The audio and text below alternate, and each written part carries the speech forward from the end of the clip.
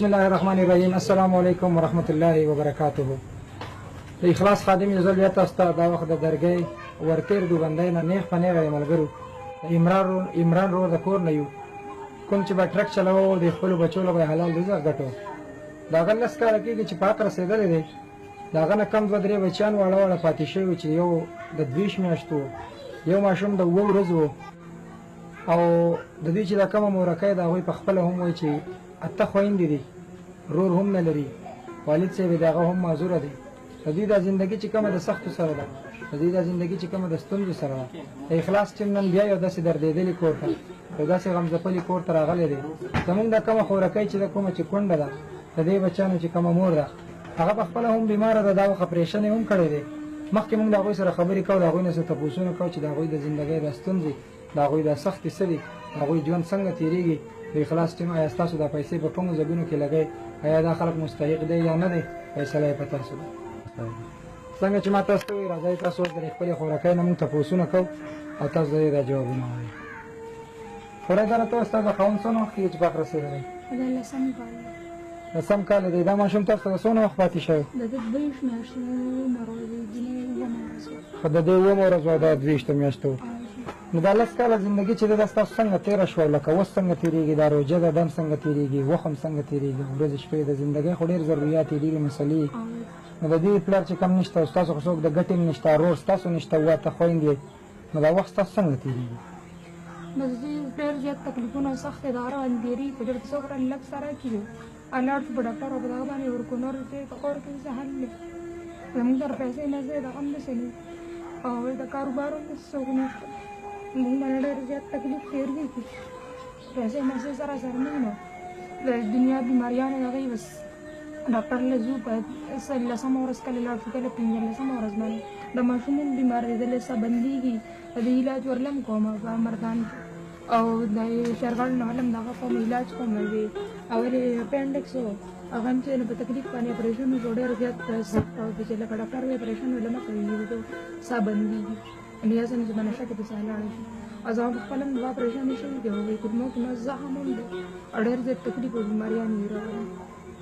تاسو خو وایئ چې اوس قرضداري شوي مې که نن د ډاکټر څونه قرض اوس په تاسو باندې راوړی دي؟ موږ داسې به د خپل کلي کې یو بل نه را قرض کړی نو 1 لک روپۍ را باندې راوړی چې اوس مې حساب وکړو 1 لک روپۍ را باندې راوړی دي.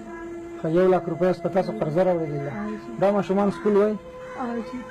اوس هم دا روژې چې روانې دي دا څنګه تېرېږي؟ دا د سبا بله ورځ اختر دی، نن 14مه روژه ده. د دې ماشومانو کپړې پیزارونه د دوی څه خواهشات څه غواړي نه غواړي او د دې روژې په هکله ووایي چې څنګه روژې تېرېږي؟ بس خامخا چې غریب سړی دی دغه روژه ګرانې یو تکلیف یې ورته چې مالدار یو څه او زرې چې د هغې روژه په اسانتیا بندېږي او چې چا سره څه نه وي کور کې څه هر څیز تکلیف وي بس خامخا روژه سخت وي. او دوی ماشومان دي دوی جامو پیزارونه دغه دی چې پیسې نشته بس هم صبر دی. زندګي هم څنګه تېرېږي؟ د سختو سره ده که څه لږ ډېر پکې څه لږ ډېر خوشحالي یو ټایم پکې داسې شته؟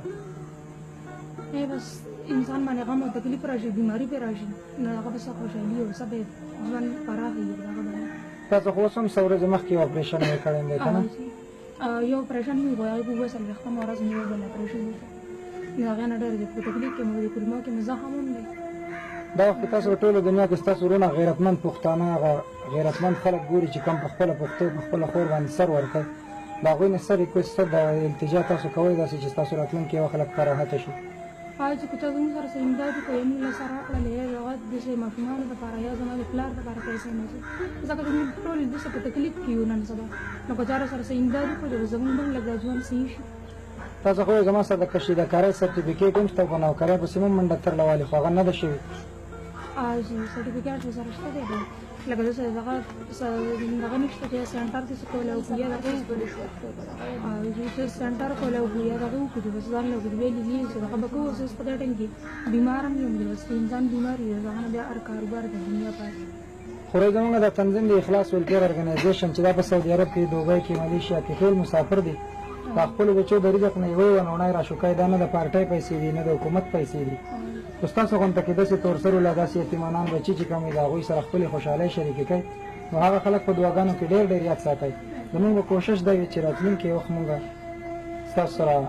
خپلې اخترې خپلې خوشحالۍ لږې لږې شریکې کړو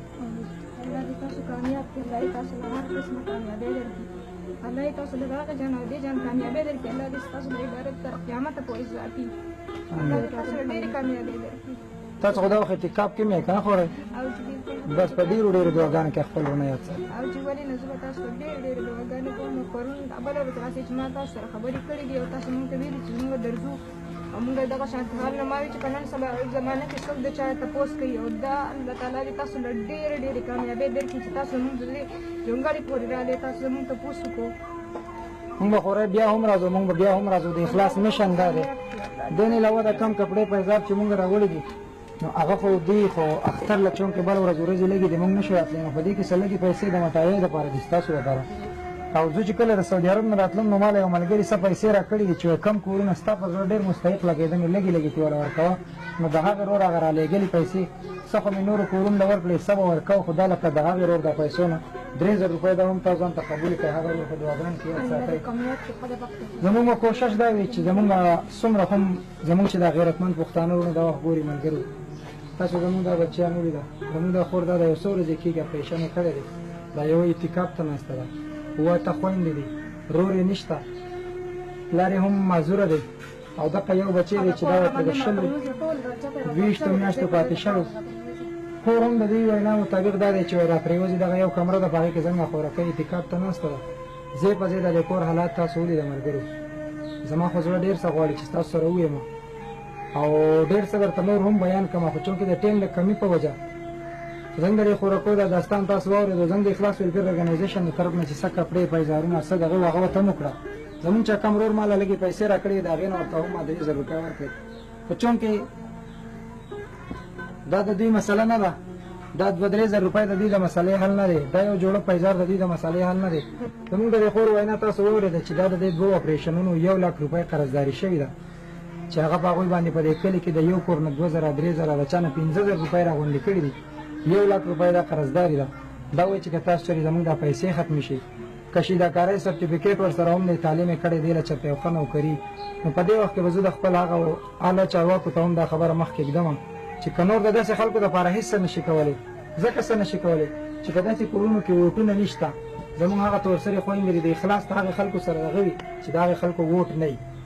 د هغې خلکو په کورونو کې خوشحالۍ نه وي هغې خلکو رڼاګانې نه وي لیدلي هغوی د سختو سره وي هغوی د ستونزو سره وي که نور هېڅ نشی کولی داسې خور چې کومه مریضه ده کومه بیماره ده د خپلو بچو د کفالت لپاره یو نوکري غواړي چې کم د هغې حق دی نو بجای د دې چې په 100,000 روپۍ که داسې خور ته هغه نوکري میلاو شي نو ورځ د آخرت سبا به دا کورسۍ یا وي یا به نه وي دا ژوند به یا وي یا نه وي خو د دې خور دا دعاګانې به تر مرګه پورې وي قایمې او دایمې به وي تل عمر به رنګ اوسئ تل عمر به ښاد اوسئ د داسې خلکو سره ودرېږئ د اخلاص ویلفیر ارګنایزیشن مټې جوړې شئ اخلاص ته دې خلکو اواز دی موږ له نوم د اخلاص ورکړی دی خو دا اواز د دې خلکو دی چې موږ د هغې تیارو نه راوباسو تاسو ته ورتېر کې دا دوبندۍ دا ډېره یو لرې یو بانډه علاقه ده خو چونکې دا نمبر موږ له را رسېدلی او د اخلاص ټیم ځان نه ورسم نو د اخلاص ټیم له ورکړه اجازت په ډېر لوی بخون کې رب ذوالجلال سپارم الله پامان السلام علیکم ورحمة الله